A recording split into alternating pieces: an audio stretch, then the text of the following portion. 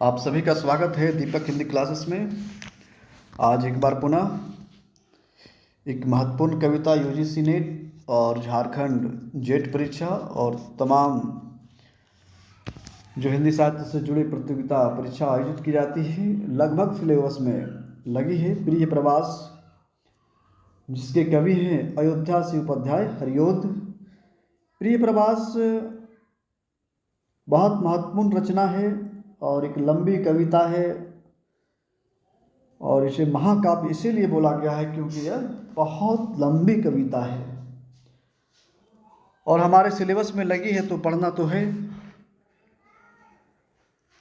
तो इस प्रकार से प्रिय प्रवास के लेखक कौन है, कई बार इसी प्रकार से सीधे सीधे प्रश्न पूछ लिया जाता है जो छोटे एग्जाम होते हैं टीजीटी पीजीटी वगैरह में। तो प्रिय प्रवास अयोध्या सिंह उपाध्याय हरिओद। प्रिय प्रवास के विषय में जो महत्वपूर्ण प्रश्न परीक्षा के दृष्टिकोण से बनते हैं सभी को हमने यहाँ संग्रह किया है और इससे ज़्यादा उम्मीद नहीं है कि परीक्षाओं में आएगा भी। सो प्रिय प्रवास का प्रकाशन वर्ष सबसे पहला है और उसके पहले हम लोग देखेंगे अयोध्या सिंह उपाध्याय हरिओद जी का जन्म वर्ष। कई बार जन्म वर्ष के और प्रत्येक साल यूजीसी नेट में एक जन्म वर्ष से संबंधित प्रश्न पूछता है। तो प्रिय प्रवास अयोध्या सिंह उपाध्याय हरिओद जी का जन्म कब हुआ था? तो हरिओद जी का जन्म हुआ था 1865 ईस्वी में, 1865 1865 ईस्वी में इनका जन्म हुआ था। और जन्म स्थान भी कभी कभी पूछ लिया जाता है, तो जन्म स्थान इनका है निजामाबाद, ज़िला आजमगढ़ में पड़ता है। निजामाबाद ज़िला आजमगढ़ में 1865 ईस्वी में अयोध्या सिंह उपाध्याय हरिओद जी का जन्म हुआ था। तो शुरुआती में अयोध्या सिंह उपाध्याय हरिओद जी ब्रजभाषा में रचना करते थे, उसके बाद खड़ी बोली में रचना करने लगे और दोनों भाषाओं में इन्होंने रचनाएं की हैं। बहुत ज़्यादा रचना तो इनका नहीं है, लेकिन जो भी है वो बहुत ही अच्छी रचना मानी जाती है, खास कर प्रिय प्रवास। उसके बाद और भी कई तरह के हैं, ठेठ हिंदी का ठाठ है, अधखिला फूल है, वैदेही वनवास है, चुभते चौपते, इस प्रकार से कई प्रकार के रस कलश है, रचनाएं इन्होंने की हैं। तो प्रिय प्रवास का प्रकाशन वर्ष सबसे पहले यही देखना है। प्रिय प्रवास का प्रकाशन वर्ष 1914 ईस्वी। प्रकाशन वर्ष बहुत महत्वपूर्ण माना जाता है, परीक्षाओं में इस प्रकार से क्रम पूछ लिया जाता है प्रकाशन वर्ष के अनुसार रचनाओं का।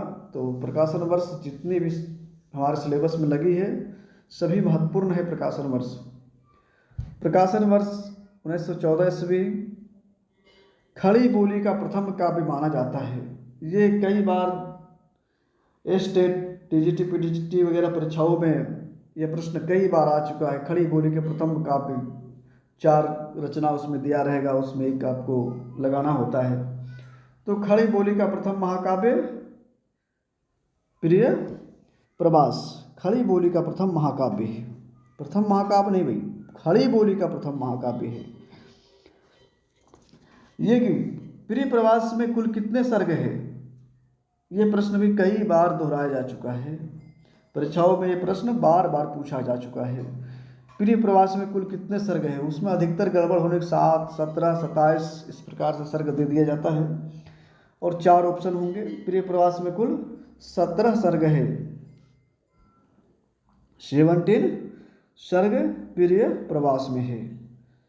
प्रिय प्रवास के प्रमुख चरित्र या नायक का नाम भी कभी कभी आता है। इसमें प्रमुख रूप से राधा और कृष्ण हैं, उद्धव भी हैं और गोपियाँ भी हैं, लेकिन प्रमुख रूप से राधा एवं कृष्ण हैं।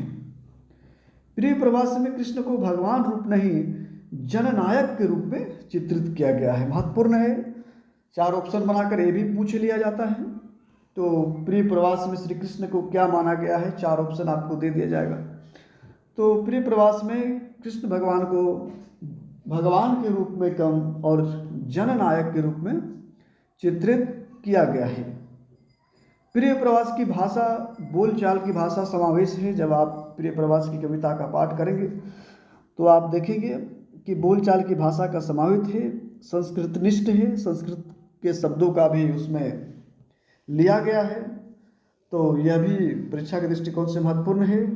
प्रिय प्रवास एक विरह काव्य माना जाता है, क्योंकि यहाँ गोपियाँ कृष्ण के अनुपस्थिति में या कृष्ण को ना देखकर, कृष्ण को ना पाकर, क्योंकि कृष्ण गमन का चित्रण इस पूरे प्रिय प्रवास में किया गया है, तो प्रिय प्रवास एक विरह काव्य माना जाता है।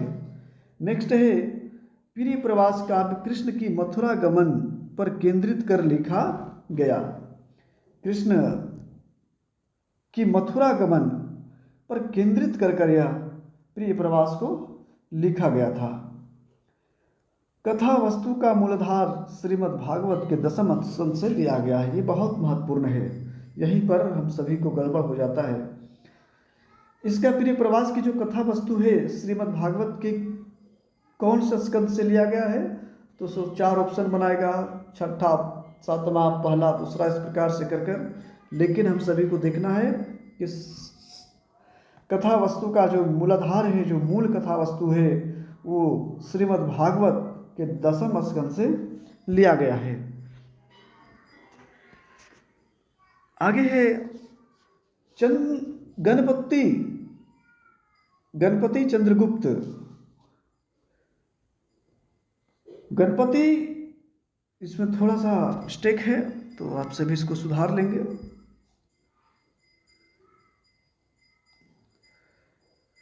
अयोध्या सिंह उपाध्याय जी को क्या कह के संबोधन किए हैं वह, तो आधुनिक काल का सूरदास।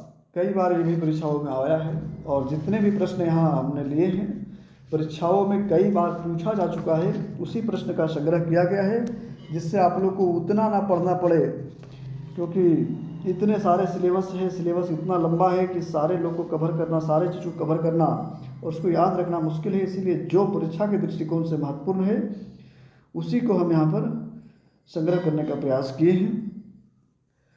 तो गणपति चंद्रगुप्त ने अयोध्या सिंह उपाध्याय हरियों जी को आधुनिक काल का सूरदास कहे हैं, आधुनिक काल का सूरदास कहे हैं। कृष्ण उद्धव को ब्रजवासियों को ढाढ़स बांधने या बंधाने भेजते हैं। भगवान कृष्ण जो है सो उद्धव को भेजते हैं। गोपियाँ जब यहाँ विरह में होती है, कृष्ण के लिए चिंतित होती है, कृष्ण का विरह करती रहती है, तो ऐसे स्थिति में उद्धव जी को कहते हैं, उद्धव जी जाइए और गोपियों को ढाढ़स बनाइए, उन्हें मनाइए। प्रिय प्रवास का प्रथम नाम क्या था, ये भी कई बार आ चुका है परीक्षा में, ब्रजांगना विलाप। प्रिय प्रवास का प्रथम नाम था ब्रजांगना विलाप। हरियों जी प्रिय प्रवास को विभिन्न तुकांत कविता का महाकाव्य कहे हैं। खुद अपनी रचना को उन्होंने क्या कहा, हरियों जी ने प्रिय प्रवास जो उनकी अपनी रचना है, उन्हें कहते हैं कि विभिन्न तुकांत कविता का महाकाव्य है। उस कविता में विभिन्न तुकांतों का प्रयोग किया गया है, इसीलिए विभिन्न तुकांतों का महाकाव्य खुद हरियों जी ने कहे हैं। प्रिय प्रवास की रचना के लिए हरियों जी को मंगला प्रसाद पुरस्कार से सम्मानित किया गया था। बहुत महत्वपूर्ण है, ये प्रश्न भी कई बार दोहरा चुका है कि प्रिय प्रवास के लिए हरियों जी को कौन से पुरस्कार से सम्मानित किया गया था। उसमें 4 ऑप्शन देगा, ज्ञानपीठ पुरस्कार, साहित्य अकादमी पुरस्कार, सोवियत पुरस्कार, मंगला प्रसाद परितोषित पुरस्कार। तो मंगला प्रसाद परितोषित पूरा नाम है, यहाँ मंगला प्रसाद ही लिखा गया है। तो प्रिय प्रवास की रचना के लिए हरियों जी को मंगला प्रसाद पुरस्कार से सम्मानित किया गया था, महत्वपूर्ण है। अब इसमें प्रिय प्रवास में कुल 17 सर्ग लगे हैं, लेकिन 17 सर्ग को हम सभी को याद रखना है, क्योंकि सर्ग से महत्वपूर्ण, खासकर यूजीसी नेट में जहाँ डिप्ली प्रश्न पूछे जाते हैं, तो 17 सर्गों का इस प्रकार से लिया गया है और उसको क्रम को याद रखना बहुत जरूरी है। क्रम को ऊपर नीचे कर परीक्षाओं में पूछ लिया जाता है। तो सबसे पहला जो है संध्या वर्णन का वर्णन किया गया है। संध्या वर्णन का वर्णन है, आप सभी जब देखे होंगे प्रिय प्रवास, आप लोगों ने जब पढ़ा होगा तो उसमें जो है सो संध्या वर्णन का सबसे पहला वर्णन मिलता है। दिवस अवसाद समीप था, गगन था कुछ लोहित हो चला, तरु शिखा पर थी राजती कमलिनी कुनवल्लभ की प्रभा। इस प्रकार से जो प्रथम सर्ग है वह संध्या वर्णन है। दूसरा जो सर्ग है गोकुलवासियों का कृष्ण से विरह होने पर उनकी व्यथा होना है। गोकुलवासी कृष्ण की विरह में व्याकुल थे और उसी को व्यथित होना, और दूसरा जो सर्ग है उसी पर केंद्रित है। तीसरा सर्ग है, इस सर्ग में नंद की व्याकुलता एवं यशोदा को कृष्ण की शकुलता के लिए की गई मनौतियाँ हैं। जब भी लोग घर से कहीं जाते हैं तो लोग मनौती करते हैं या सकुशल होने की कामना करते हैं, वही कर रही हैं यशोदा मैया कृष्ण की माँ। इस सर्ग में नंद की व्याकुलता और यशोदा को कृष्ण की सकुशल की गई मनौतियाँ हैं कि भगवान कृष्ण हमारे लाला सकुशल रहे, इस प्रकार से कामना तीसरे सर्ग में की गई है।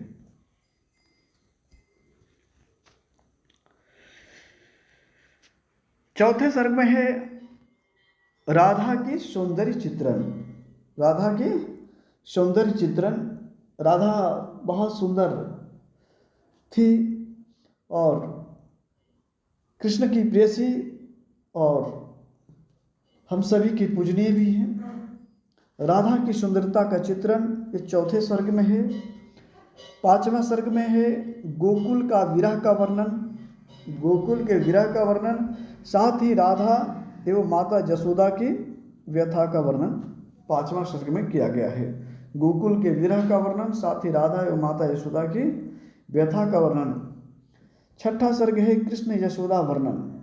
छठे सर्ग में कृष्ण और माता यशोदा जी का वर्णन है। सातवें सर्ग में है नंद के मथुरा से लौटने पर माता यशोदा के पुत्र विषयक प्रश्नों का मार्मिक वर्णन।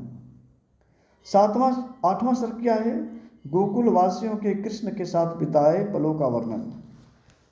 गोकुल वासियों के कृष्ण के साथ बिताए पलों का वर्णन कवि ने आठवें सर्ग के माध्यम से किया है। बहुत लंबी कविता है। नाइन जो सर्ग है कृष्ण का गोकुल के याद में खोई रहना। कोई भी कहीं जाता है जब अपने घर द्वार छोड़कर तो उनके घर की याद आती है, कृष्ण जी को भी वही हो रही है। कृष्ण का गोकुल के यादों में खोए रहना, ये कवि ने 9वां सर्ग बनाया है।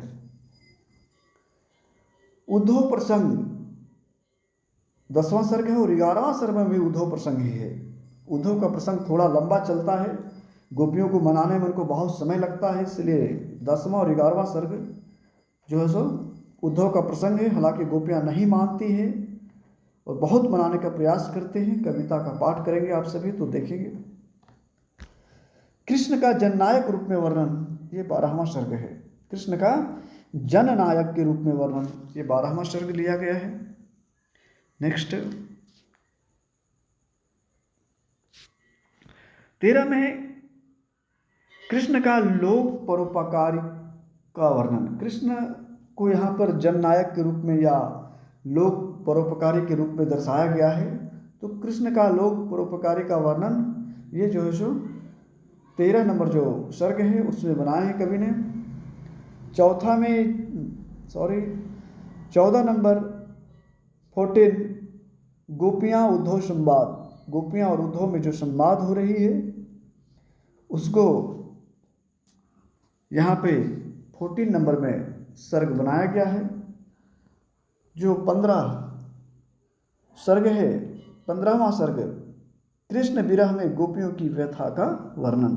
कृष्ण की विरह में गोपियों की व्यथा का जो वर्णन है वह 15 नंबर सर्ग में लिया गया है। 16 नंबर राधा उद्धव संवाद। अब राधा के साथ उद्धव जी का संवाद ये भी यहाँ दिखाया गया है, 16 नंबर सर्ग में है। 17वां सर्ग महत्वपूर्ण इसलिए है क्योंकि कवि ने व्यक्तिगत प्रेम और उसके बाद देश प्रेम को यहाँ अपने हिसाब से वर्णन किए हैं। विश्व प्रेम व्यक्तिगत प्रेम से ऊपर हरिओ जी का कथन का वर्णन है 17वां सर्ग में। कवि ने खुद को या व्यक्तिगत प्रेम या देश प्रेम, राष्ट्र प्रेम, विश्व प्रेम, इस प्रकार से उन्होंने अपनी जो पंक्तियाँ लिखी है उसके विषय में 17वां सर्ग में किया गया है। आगे हम लोग देखेंगे जो महत्वपूर्ण पंक्तियाँ हैं परीक्षा के दृष्टिकोण से।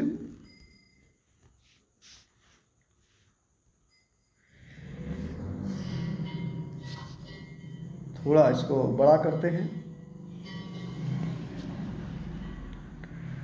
परीक्षा के दृष्टिकोण से महत्वपूर्ण पंक्ति, दिवस का अवसाद समीप था। पहली लाइन यहीं से शुरू होती है कविता की।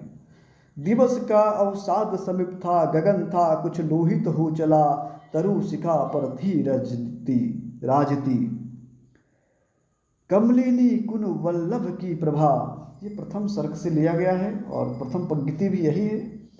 और इस प्रकार से कविता दिया जाता है, इसके लेखक कौन है या किस रचना से लिया गया है, ऐसे ऐसे प्रश्न पूछ लिए जाते हैं। या कविता में ऊपर नीचे पंक्ति कर कर ये सही मिलान करना होता है। दूसरा जो है सेकेंड, जो तृतीय सर्ग से है, महत्वपूर्ण है परीक्षा के लिए, वही लिया गया है। समय था सुनसान निषिद्ध का, अटल भूतल तम राज्य था, प्रलय काल समान प्रसुप्त हो, प्रकृति निश्चल नीरव शांत थी। यह तृतीय सर्ग में है, महत्वपूर्ण है, इसलिए यहाँ पर लिया गया है। परीक्षाओं में जो पूछा जा चुका है वही है। समय था सुनसान निषिद्ध का, अटल भूतल में तम राज्य था, प्रलय काल समान प्रसुप्त हो, प्रकृति निश्चल गौरव शांत थी। या ये पंक्ति दे दिया जाएगा किस सर्ग से लिया गया है, ये भी पूछ दिया जाता है।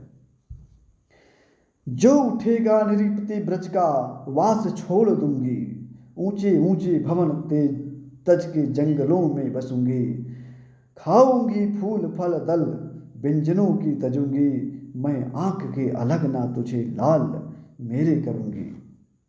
पंचवां सर्ग से लिया गया है ये। छठा सर्ग में इस प्रकार है,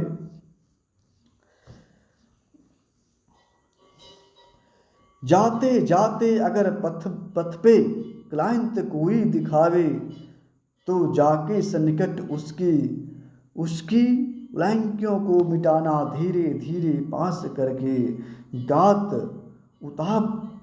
ताप खोना, सद्गुणों से सरित जन के हृदय सा बनना। ये छठे सर्ग से लिया गया है।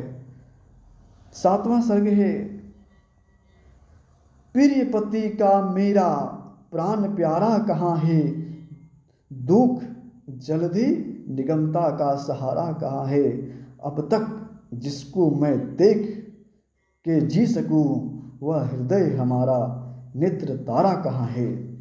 कृष्ण की व्याकुलता, कृष्ण के प्रति व्याकुलता दिखाई गई है।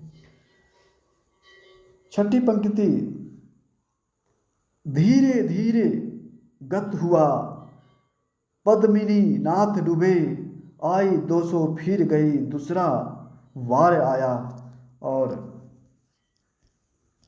जो आगे की पंक्तियां हैं, क्यों पले पीर कर किसी को तुम, है बहुत पॉलिसी बुरी तेरी, हम रहे चाहते पटाना ही, पेट मुझसे पटी नहीं मेरी। तो कई शब्दों का इस प्रकार से, कुछ अंग्रेजों का भी शब्दों का प्रयोग यहाँ कवि ने किए हैं, क्योंकि जिस समय यह रचना हुई देश गुलामी की जंजीरों में था और अंग्रेजी की प्रचलता धीरे धीरे बढ़ते जा रही थी, अभी तो पूरी तरह से बढ़ चुकी है। तो बहुत धन्यवाद आप सभी का,